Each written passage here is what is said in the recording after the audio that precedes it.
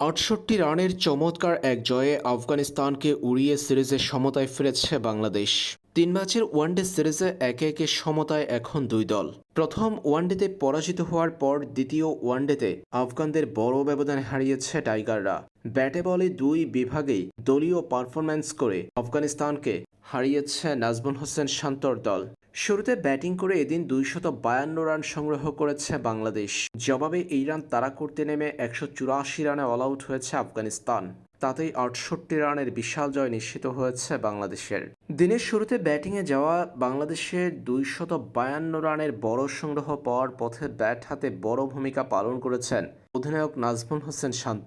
৭৬ রানের ইনিংস খেলে ব্যক্তিগত সর্বোচ্চ রানের ইনিংসটা নিজের করে নিয়েছেন তিনি। শেষ অংশে জাকির আলীর ব্যাট থেকে এসেছে ৩৭ রান।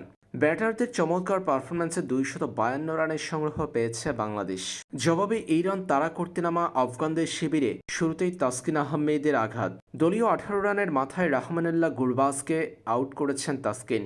এরপর আতাল রহমত শাহ ভালো কিছু ইঙ্গিত দিলেও তাদের জুটি থামে ৭০ রানে আতালের আউটের মধ্য দিয়ে। মিরাজের চমৎকার ক্যাচে পরিণত হন তিনি। পরে নিয়মিত বিরতিতে উইকেট হারাতে থাকে আফগানরা। শেষ পর্যন্ত তাদের ইনিংস থামে ১৮৪ রানে।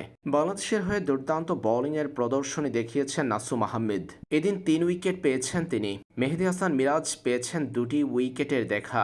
মুস্তাফিজুর রহমানের কাছ থেকেও চমৎকার বোলিং দেখা গেছে। ২ উইকেট পেয়েছেন ফিজো। সর্বমোট ব্যাটে বলে সমান তালে পারফর্ম করে জয় নিশ্চিত করেছে বাংলাদেশ।